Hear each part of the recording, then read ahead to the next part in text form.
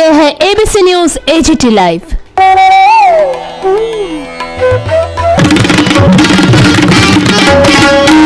This is ABC News AGT। সে কার্যালয়গুলি পর্যন্ত এদিক সেদিক কিছু ব্যতিক্রম ছাড়া কিছুই স্বাধীনভাবে এদেরকে করতে কংগ্রেস দলের নেতার উপর বিশাল করে আপনারা জানেন। আমরা বলেছি এটা তো পার্লামেন্টের ভোট বিরাট অংশের মানুষ দিতে পারলেন না, পঞ্চায়েত জবরদস্তি করে ভাঙলেন। কেন্দ্রে অনেক জায়গায় বলা যায় ম্যানিপুলেট করা হয়েছে, জবরদস্তি করে ঘটনাগুলো চলছে। এটা চলতে থাকবে, এটাকে আমরা চলতে দেব? ত্রিপুরার মানুষ এটা মেনে নেবেন? কভারের লেভেলে তিনি রতন ভূমি, ভানুলাল সাহা বরিষ্ঠ বিধায়ক, এই তথ্যাদি সংগ্রহ করা, মানুষের সাথে মিলিত হওয়ার জন্য যাওয়ার যে চেষ্টা করেছেন আক্রান্ত মানুষ, লোকসভার ভোটে প্রার্থীর সপক্ষে বক্তৃতা করতে গিয়ে বিশ্রামগঞ্জে আক্রান্ত হলেন। এগুলো বলে তো আমরা আরম্ভ করি কেমন? জনগণের জ্ঞাতার্থে প্রচারে ভূমিকা নিয়েছে। এগুলো আমরা চিঠি পাঠাই এবং তিনি যথারীতি আজকেই সন্ধ্যা 6টায় আমাদের সাথে সাক্ষাৎ হওয়ার জন্য সময় নির্ধারণ করেন এবং প্রায় 45 থেকে 50 মিনিট আমাদের এই যে 7টা বিষয় যেগুলো আপনাদের হাতে তুলে দেওয়া হয়েছে পয়েন্টগুলো, এগুলো তার হাতে দিয়ে এই সম্পর্কিত বিষয়ে সংক্ষেপে আমাদের যে অভিজ্ঞতা যেটা এই সময়ের মধ্যে আমরা সঞ্চয় করেছি সেগুলো উপস্থিত করার চেষ্টা করেছি এবং তাকে আমরা বলেছি আপনাকে কিন্তু এই পরিস্থিতিতে কার্যকরী ভূমিকা গ্রহণ করতে হবে। আমরা এর মধ্যে কোন বিষয়গুলো এনেছি? গণতন্ত্রের উপর আক্রমণ, নাগরিক স্বাধীনতার উপর যে আক্রমণ, এটা তো ঘটেই চলেছে শুরু থেকে। এই সম্পর্কে তার দৃষ্টি আকর্ষণ করে এটা অবিলম্বে বন্ধ করা দরকার। এই অভিপ্রায় নিয়ে এই বিষয়টিকে আমরা উল্লেখ করার চেষ্টা করেছি। বিরোধী রাজনৈতিক দল জনগণের স্বার্থে তাদের রাজনৈতিক যে কর্মকাণ্ড, সভা হোক, সমাবেশ হোক, মিছিল হোক, অবস্থান হোক, এর কোনো কিছুই স্বাধীনভাবে এদেরকে করতে দেওয়া হচ্ছে না এবং এমনকি তাদের যে কার্যালয় বিভিন্ন রাজনৈতিক দলের, সে কার্যালয়গুলি পর্যন্ত এদিক সেদিক কিছু ব্যতিক্রম ছাড়া রাজ্যের প্রায় সর্বত্র শাসক দলের সন্ত্রাসের দৌলতে বন্ধ হয়ে আছে। খুলবার জন্য চেষ্টা করলেই আক্রান্ত হয়ে যাচ্ছে। যেমন কালকে ওই ঘটনা ঘটেছে কংগ্রেস দলের নেতার উপর বিশাল করে, আপনারা জানেন। আমরা বলেছি এটা তো ওয়ান পার্টি রুল চলছে, ওয়ান পার্টি ডিক্টেটোরিয়াল রেজিম, এটা তো চলতে পারে না। তাহলে গণতন্ত্রের অর্থটা কি? এই সরকারটা গণতান্ত্রিক পদ্ধতিতে ভোটে নির্বাচিত হয়ে এসছে, আমরা জনগণের রায়কে শ্রদ্ধার সাথে মেনে নিয়েছি, কিন্তু এই সরকার গণতন্ত্রকেই তো ধ্বংস করে দিচ্ছে। পার্লামেন্টের ভোট বিরাট অংশের মানুষ দিতে পারলেন না, পঞ্চায়েত জবরদস্তি করে ভাঙলেন, ভোট হলো, বিরোধীরা প্রার্থী দিতে পারলেন, দু চারজন যারা দিতে পারলেন তাদের এলাকায় ভোট করতে দেওয়া হলো না। তারপরও গণনা কেন্দ্রে অনেক জায়গায় বলা যায় ম্যানিপুলেট করা হয়েছে, জবরদস্তি করে জয় দেখানো হয়েছে শাসক দলের। এই যে ঘটনাগুলো চলছে, এটা চলতে থাকবে, এটাকে আমরা চলতে দেব? ত্রিপুরার মানুষ এটা মেনে নেবেন? এটা বন্ধ হওয়া দরকার। ওয়ান পার্টি রুল না, ডিক্টেটোরিয়াল রুল না, এই যে ফেসিস্টিক অ্যাটিটিউড, এটা বন্ধ হওয়া দরকার। মার্ক্সবাদী কমিউনিস্ট পার্টির এমএলএ, এখন একজন এমপি আছেন, রাজ্যসভার সদস্য মহিলা, তারা তাদের নির্বাচিত এলাকা, সেখানে যেমন অনেকেই যেতে পারছেন না। এমএলএ একটা এলাকা থেকে নির্বাচিত হবেন, নির্বাচিত হয়ে যাওয়ার পর তিনি কিন্তু রাজ্য বিধানসভার সদস্য হিসাবে রাজ্যের সর্বত্রই তাকে যেতে হবে, মানুষের ডাকে, মানুষের প্রয়োজনে, মানুষের সমস্যায় কথা বলতে হবে। মানুষ চান তাদের সঙ্গে কথা বলতে, কিন্তু এদেরকে স্বাধীনভাবে ফ্রিলি মুখ করতে দেওয়া হচ্ছে না। আলোচনা করতে গিয়ে গভর্নর সাহেবকে বললাম যে আমরা তথ্যের বোঝা বাড়াতে চাইনি, ফলে ডিটেইলে যাচ্ছি না, তবু আপনার বোঝার সুবিধার জন্য আমরা উল্লেখ করছি। বাদল চৌধুরী, বিশেষ করে তার যে বিধানসভা এলাকা এবং বিলোনিয়া শান্তিরবাজার মহকুমা, প্রায় 9 থেকে 11 বার তিনি বাধাপ্রাপ্ত হয়েছে, এলাকায় ঢুকতে দেওয়া হচ্ছে না তাকে। কভারের এমএলএ তিনি। রতনভূমি 9 বার আক্রান্ত হয়েছে, এলাকায় ঢুকতে দেওয়া হচ্ছে না। ফিজিক্যালি প্রায় 3 বার আক্রান্ত হয়েছে।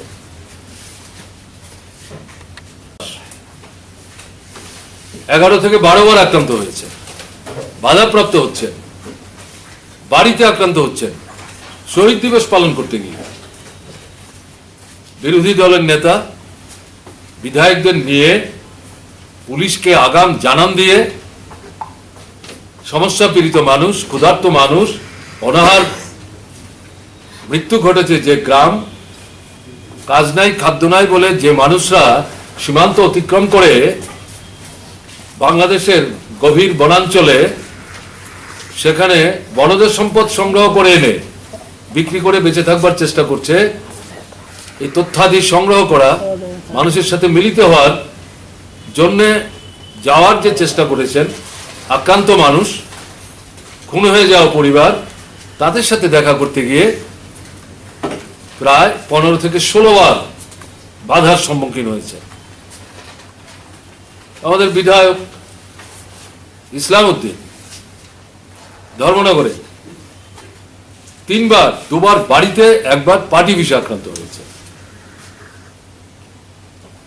ভানুলাল সাহা বরিষ্ঠ বিধায়ক ফিজিক্যালি অ্যাটাক হয়ে গেছেন তার বিধানসভা কেন্দ্রে। নগর পঞ্চায়েতের ভোটের সময় ভোট দিতে গেছেন, ভোট দিয়ে বুথের পাশে বসে আছেন, সেখানে গিয়ে তাকে আক্রমণ করে দিল। লোকসভার ভোটে প্রার্থীর সপক্ষে বক্তৃতা করতে গিয়ে বিশ্রামগঞ্জে আক্রান্ত হলেন। এগুলো বলে আপনাদের ভারাক্রান্ত করতে চাইছি না, এগুলো আপনারা জানেন, অনেকের পত্রিকা প্রচার মাধ্যমে আপনারা এগুলো জনগণের জ্ঞাতার্থে প্রচারে ভূমিকা নিয়েছে।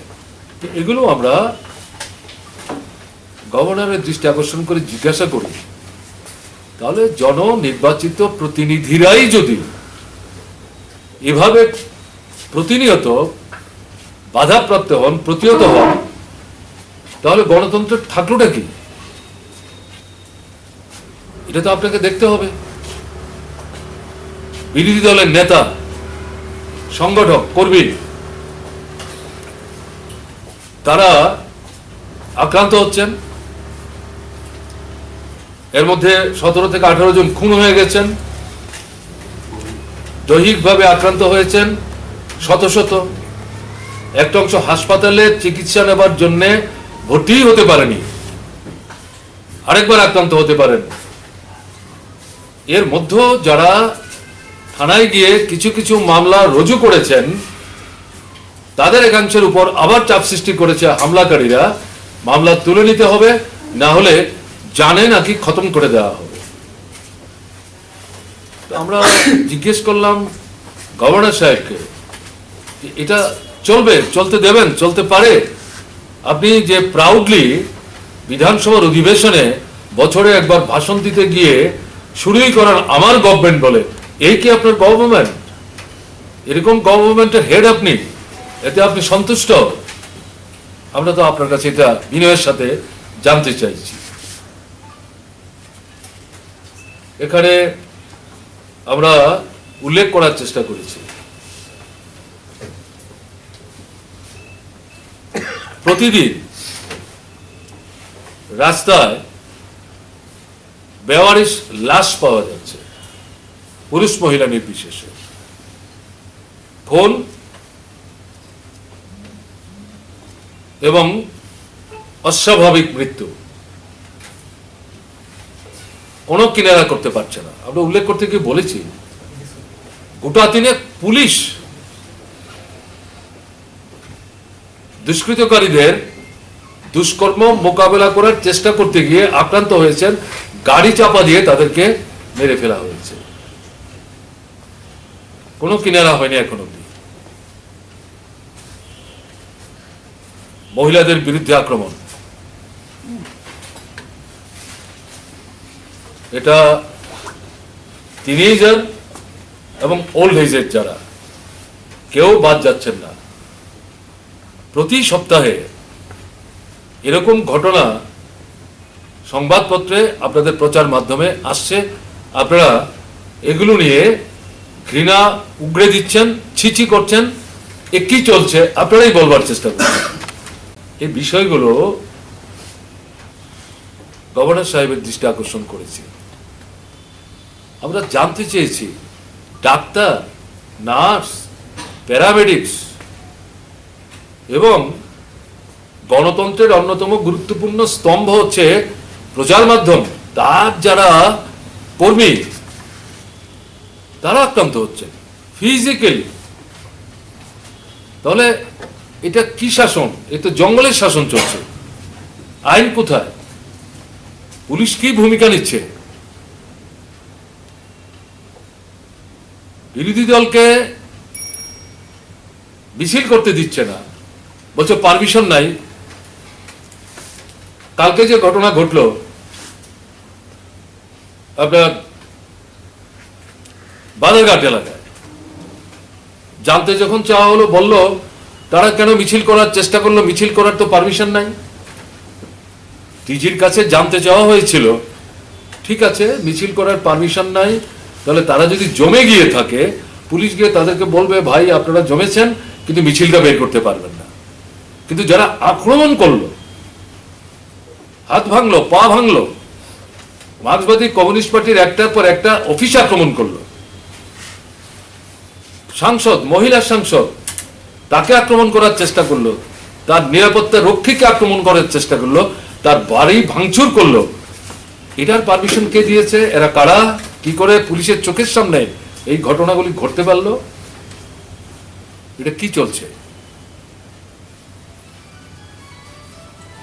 এ তো এইভাবে চলতে দেওয়া যায় না। এগুলো আমরা গভর্নর সাহেবের দৃষ্টিতে আমরা তুলে ধরবার চেষ্টা করেছি। আমরা দেখলাম তিনি অত্যন্ত আন্তরিকতার সাথে মনোযোগ দিয়ে আমাদের কথাগুলি শুনেছেন এবং তিনি নিজে থেকেই বললেন যে আমি মুখ্যমন্ত্রী এবং পুলিশের যিনি ডাইরেক্টর জেনারেল তাদের সাথে বসবো। এবং তিনি এক্সপ্রেস করছিলেন অল্প কথায় যে এটা তো হওয়া উচিত না, এটা চলতে পারে না, চলতে দেওয়া যায় না। তো আমরা আমাদের তরফ থেকে আবার বলবার চেষ্টা করেছি, এটা তো বললে শুধু হবে না, কিছু পদক্ষেপ নিতে হবে। এবং পুলিশ এখানে মোটেই আইন মোতাবেক নিরপেক্ষ দৃষ্টি এবং অবস্থান নিয়ে ভূমিকা নিতে ব্যর্থ হচ্ছে। তাদের চোখের সামনে অন্য ঘটনাগুলি না, গতকালকের ঘটনাই বললাম যে কংগ্রেস দলের প্রাদেশিক কমিটির সভাপতি বিশালগড়ে আক্রান্ত হওয়া থেকে আরম্ভ করে রাজ্যসভার সাংসদ ঝর্ণা দাস তার বাড়ির আক্রমণ পর্যন্ত সারা দিন ধরে যে ঘটনাগুলি চলল সব তো পুলিশের চোখের সামনে। অথচ এই পুলিশ এখানে পুলিশ সপ্তাহের আড়ম্বরপূর্ণ অনুষ্ঠান করছেন। কালকে ডাইরেক্টর জেনারেল অফ পুলিশ তার বাড়িতে সান্ধ্য ভোজের ব্যবস্থা ছিল। ঠিক আছে, এগুলো পার্ট অফ দি প্রোগ্রাম। পুলিশের তো বোধের মধ্যেই নাই। তারা যখন একদিকে উৎসব করছেন, আরেকদিকে তাদের চোখের সামনে এই গণতন্ত্রের নিধন যজ্ঞ ঘটে চলেছে। আমি জানি না, আমাদের বুঝতে অসুবিধা হচ্ছে যে এদের উপলব্ধির মধ্যে এটা আসবে কিনা। এটাই গভর্নরকে আমরা বলেছি, তিনি বলেছেন আমাকে একটু সময় দিন। এবং আমরা বলেছি আমাদের যদি কিছু করার থাকে মনে করেন যে কোনো সময় প্রয়োজন বোধ করবেন আমাদের ডাকবেন, আমরা কথা বলতে প্রস্তুত আছি। কিন্তু আমরা চাই একটা ব্যবস্থা গ্রহণ করা হোক, একদলীয় শাসন চলতে পারে, সংবিধান আছে, গণতন্ত্র আছে, এভাবে চলতে দেওয়া যায় না। সরকার তো আমরাও চালিয়েছি, বিরোধী দলকে এভাবে ত্রুটি টিপে ধরে তাদের যে গণতান্ত্রিক কর্মকাণ্ড এগুলো স্তব্ধ করে দেওয়ার কোন রকম নেতিবাচক ভূমিকা কিন্তু আমরা নেওয়ার চেষ্টা করিনি। কাজেই আমরা আশা করব আপনাকে এই মর্মে প্রয়োজনীয় কার্যকরী উদ্যোগ গ্রহণ করবেন, সরকারকে পরামর্শ দেবেন এবং যাতে এই অবস্থা থেকে আমরা বেরিয়ে আসতে পারি তার ব্যবস্থা করবেন। এই বিষয়গুলো ওনার কাছে আমরা উপস্থিত করি এবং উনি বললেন ঠিক আছে, আমাকে একটু সময় দিন। এই হচ্ছে তার সাথে আমাদের যে আলোচনার মূল বিষয়বস্তু, সেগুলো আপনাদের সামনে আমাদের সবার পক্ষ থেকে আমি তুলে ধরলাম। যদি মামলা হয়েছে সেগুলো যেখানে ঘটনা হয়েছে তাদের সঙ্গে জিজ্ঞেস করুন, যোগাযোগ করুন।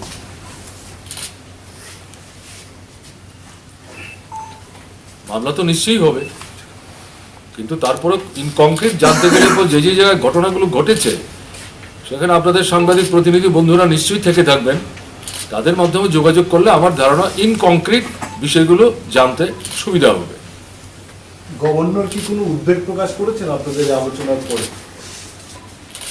বললাম তো, গভর্নর বলেছেন এটা হওয়া উচিত না।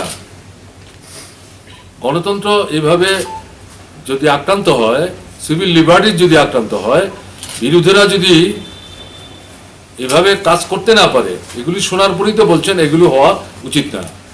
উনি নিজেই তো প্রথমেই ক্লেম করলেন আমি 7 বারের এমপি ছিলাম, বাজপেয়ী সরকারের সময় আমি মন্ত্রী ছিলাম, কয়েকটা দপ্তরের দায়িত্ব সামলেছেন। তো আমি তাকে বলছিলাম আমাদের আলোচনার পর যে আপনি তো experience as well as checkered politician, কাজে আমরা যেগুলি বলছি এগুলো আপনি জানবার চেষ্টা করুন, প্রচার মাধ্যমের সাহায্য নিয়ে, এবং একটা দুটো পত্রিকা পড়ে বা একটা দুটো মিডিয়া দেখে কনক্লুশন ড্র না করে সবগুলি দেখবার চেষ্টা করুন। শাসক দলের উচ্চশ্রুতি প্রশংসা সম্বলিত সংবাদ এটা যেমন দেখবেন, তাদের যে দুর্বলতা ত্রুটি, জনগণের যে যন্ত্রণা, এই সম্পর্কিত যে বিষয় এগুলো দেখতে হবে। বললেন না, it's a good advice, I shall see, বলেছেন তো। এখন এগুলি উদ্বেগের বহিঃপ্রকাশ কিনা এটা তো আমার পক্ষে চট করে কনক্লুশন ড্র করা সমীচীন হবে না, কিন্তু এটা বলেছেন। Earlier you had met the chief minister also on the বলেছি এটা ওনাকে। similar issues. এটা ওনাকে বলেছি কার্যকরী পদক্ষেপ নেওয়ার ক্ষেত্রে গভর্নমেন্টকে অ্যাডভাইস করবেন। কাল বাদে পরশু আমরা গভর্নরের কাছে এটা দিয়েই ক্ষান্ত থাকবো না। আমরা আমাদের এই বিধায়ক দলের এমএলএরা যারা আছি আগরতলা শহরের কেন্দ্রস্থলে কোনো একটা জায়গায় অন্তত 1 ঘন্টার জন্যে এই ঘটনাগুলির পরিপ্রেক্ষিতে সরকারের এই যে নিষ্ক্রিয়তা বা পরোক্ষ মদত শাসক দলের এবং রাজ্য যেভাবে দুর্বৃত্তদের হাতে তুলে দেওয়া হয়েছে, পুলিশকে প্রায় নিষ্ক্রিয় কাঠপুতুলের মতো দাঁড় করিয়ে রেখে এর প্রতিবাদে অবস্থান হবে। তাতে আমাদের দলীয় বিধায়করা অংশগ্রহণ করবে। ঠিক আছে, আপনাদের সবাইকে ধন্যবাদ। এই শীতের সন্ধ্যায় আপনারা এসেছেন।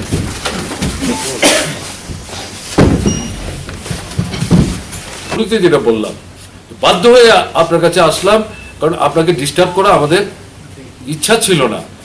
আপনার সঙ্গে দেখা করার সুযোগ বছরে 2 বার হয়, একটা হচ্ছে 15ই আগস্ট আর হচ্ছে 26শে জানুয়ারি। আপনি নিমন্ত্রণ করে লোক আসতে পারে, আর হচ্ছে অ্যাসেম্বলিতে বছরে 1 বার আপনি ভাষণ দেন। কেমন? তো এর বাইরে তো সরকার আছে, তার সঙ্গে আমরা কথা বলবো, কিন্তু আমরা তো কথা বলে দেখছি কিছু হচ্ছে না। আমাদের কথা বলতে যখন আমরা চাইছি এদিক সেদিক সময় একটু বেশি নিলেও শেষ পর্যন্ত হয়তো কথা আমরা বলতে পারছি, তার জন্য পার্শ্ব করতে হচ্ছে।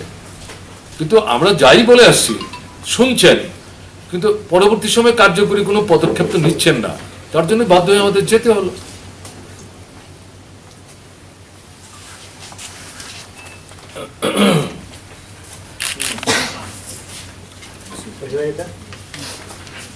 ঠিক আছে, আমরা আরম্ভ করছি।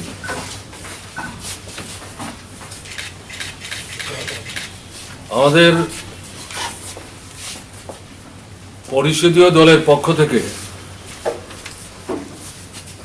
আজকে সন্ধ্যা 6টায় রাজ্যের মাননীয় রাজ্যপালের সাথে 6 সদস্য একটি প্রতিনিধি দল সাক্ষাতে মিলিত হয়েছিল।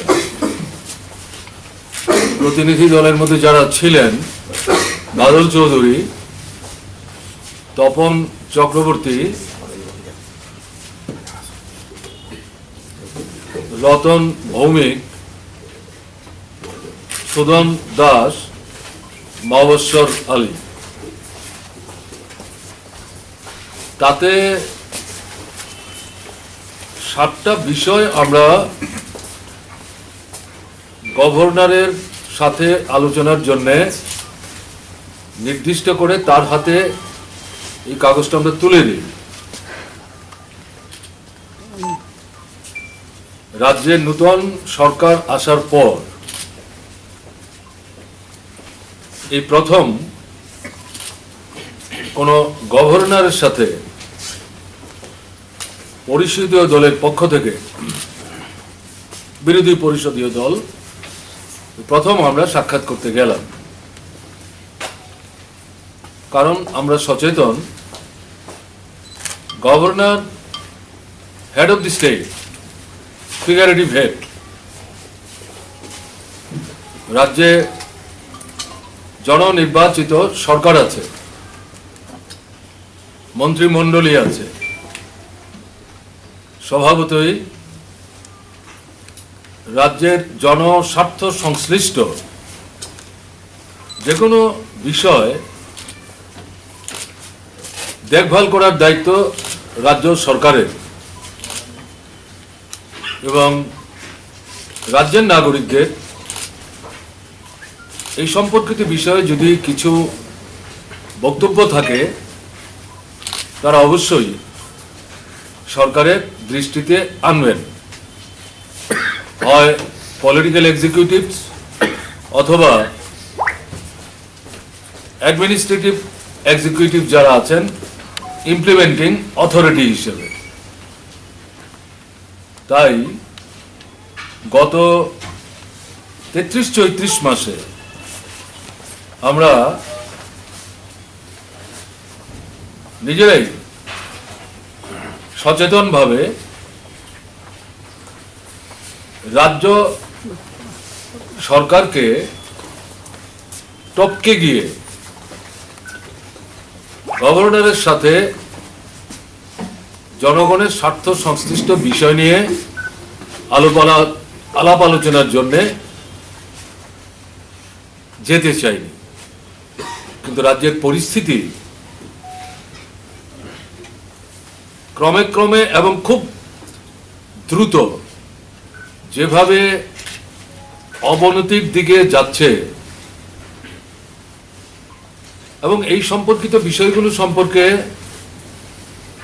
বিধানসভার ভেতর, বিধানসভার বাইরে, জনগণের সামনে, আপনাদের কাছে এবং মুখ্যমন্ত্রীর সঙ্গে একাধিকবার আমাদের পরিষদীয় দলের পক্ষ থেকে প্রতিনিধি হিসাবে সাক্ষাৎ করতে গিয়ে তুলে ধরবার আমরা চেষ্টা করেছি, কিন্তু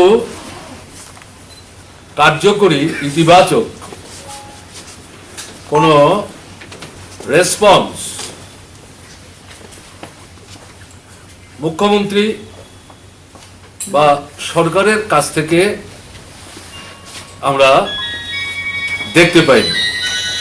এই পরিস্থিতিতে আমরা আজকেই সকালবেলা আমাদের পরিষদীয় দলের যারা নেতৃত্ব আমরা বসে আলোচনা করে স্থির করি যে সম্ভবত এটা হাই টাইম